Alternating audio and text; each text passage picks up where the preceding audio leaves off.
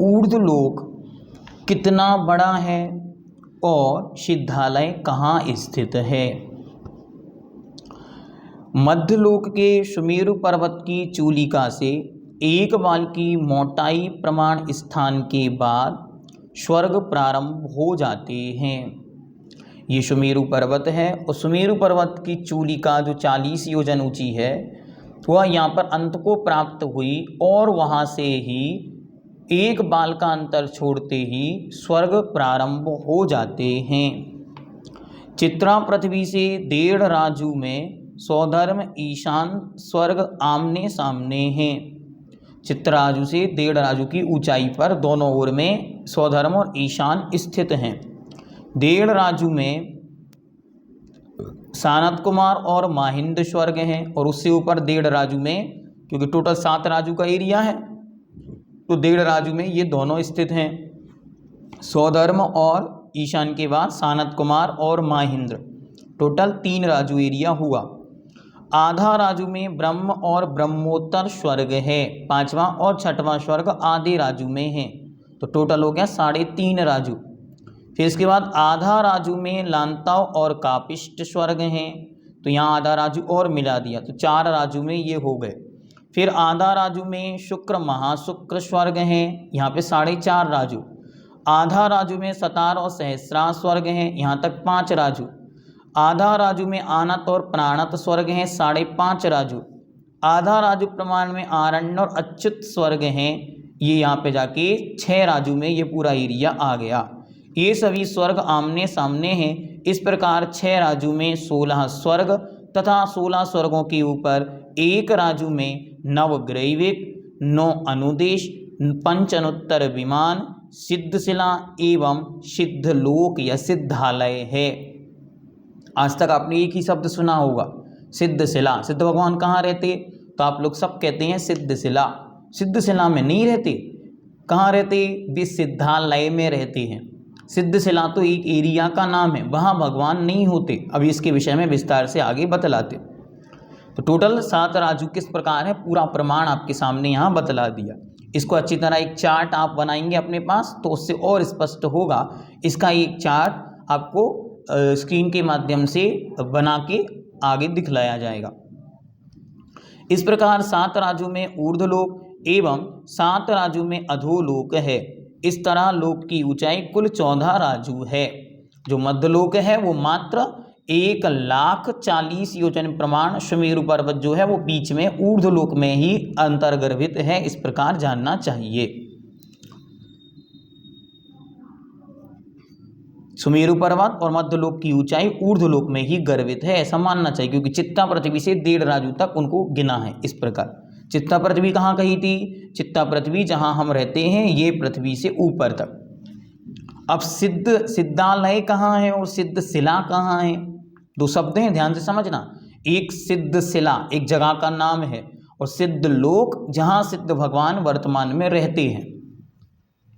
सर्वार्थ सिद्धि विमान की ध्वजदंड से, प्रत्येक विमान में ऊपर ध्वजदंड होता है, तो सर्वार्थ सिद्धि विमान की ध्वजदंड से 12 योजन ऊपर, 12 योजन की ऊंचाई पर जाकर अष्टम ईसत प्रागभार नामक पृथ्वी के बीचों बीच 45 लाख योजन गोल एवं 8 योजन मोटी, मध्य में मोटी, चांदी एवं स्वर्ण के सादृश्य और नाना रत्नों से परिपूर्ण सिद्धशिला है। वहाँ पर ईसत प्रागभार नामक 8वीं पृथ्वी है। 7 पृथ्वियाँ तो ये नीचे हो गए रत्न प्रभा तक, और 8वीं पृथ्वी है। पंक्ति पढ़ते ना, अष्टम वसुधा पाने को में, तो ये अष्टम पृथ्वी कहाँ है? अष्टम वसुधा, ये 8वीं पृथ्वी वह ईशात प्रागभार नाम की पृथ्वी है, उसका नाम ही सिद्धशिला है। यह कैसी है? तो ये बीच 45 लाख योजन गोल, जिस प्रकार हमारा टोटल 2.5 द्वीप है, मनुष्य लोक है, उतनी ही वह ऊपर है, ऐसे गोल। एवं मध्य 8 योजन मध्य में मोटी है, इस प्रकार से वह बनी हुई है, ऐसे जैसे आप लाड़ू बनाते ना, लाड़ू ऐसे, तो वह इस प्रकार अर्धचंद्राकार जैसी बन जाएगी, ऐसे मोटी है बीच में। चांदी एवं स्वर्ण के सदृश और नाना रत्नों से परिपूर्ण है, जो आगे आगे क्रमशः कम होती हुई अंत में 1 अंगुल प्रमाण रह जाती है। वो कैसी होती है? तो यहाँ तो इतनी मोटी 8 राजू, और यहाँ से ऊपर से सपाट, नीचे से कम होती होती ऐसे ऐसे 1 अंगुल प्रमाण यहाँ बचती है, तो ऐसे अर्धचंद्राकार बन जाती है। यह उत्तान धवल छत्र की सदृश्य है। उत्तान मतलब तना हुआ, छत्र की सदृश्य है। धवल सफेद कलर की छाता खोल देने पर जैसा आकार बनेगा वैसी है। इसके विषय में विद्वानों में 2 मत हैं। कुछ विद्वान उसको ऐसी मानते हैं क्योंकि छाता जब तानेंगे तो ऐसा आकार बन जाएगा, और कुछ लोग उसको ऐसी मानते हैं, तो कोई आधे चंद्रमा के समान मानते हैं और कुछ लोग उसको इस प्रकार मानते हैं। तो दोनों प्रकार से बन जाती। बनेगी कैसे? जैसे एक आपने कोई बर्तन लिया और उस बर्तन को ऐसे रख दिया, जैसे हम लोग वर्तमान में लाडू बनाते हैं, तब लाडू बनाते समय उसको ऐसे बनाते हैं ऊपर से प्लेन, इसी प्रकार से उसको जानना। ईसद प्रागभार नामक पृथ्वी की चौड़ाई पूर्व पश्चिम 1 राजू, लंबाई उत्तर दक्षिण 7 राजू तथा मोटाई 8 योजन प्रमाण है। बीच में 8 योजन प्रमाण है ये मोटाई, और इस तरफ वह फैली हुई टोटल 1 राजू, और इस तरफ 7 राजू जो गहराई है उसके फैलाव के युक्त है। इस पृथ्वी के ऊपर 3 बात वलय हैं, जो 4000 धनुष, 2000 धनुष और 1575 धनुष मोटे हैं। अंतिम बात वलय के ऊपरी भाग में 525 धनुष की उत्कृष्ट अवगाहना को आदि लेकर 3.5 हाथ की अवगाहना तक के सिद्ध परमेष्ठी विराजमान रहते हैं। इससे भी जो ईशद प्रागभार नाम की पृथ्वी है, इस पृथ्वी से भी ऊपर जाकर, क्योंकि यहाँ पर उसके ऊपर बात वलय है, इस पृथ्वी के ऊपर 3 बात वलय हैं, जो 4000, 2000 और 1575 धनुष योजन मोटे हैं।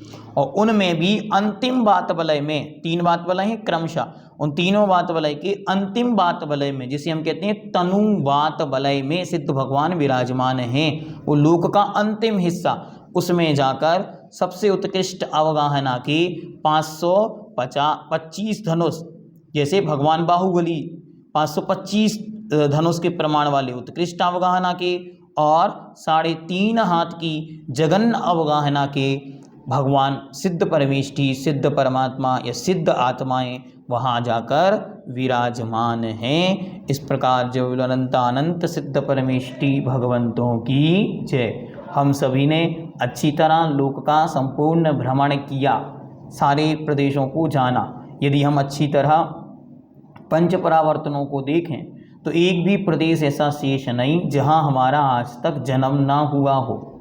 एक भी भाव या पर्याय ऐसी नहीं जहाँ अभी तक हमारा जन्म ना हुआ हो।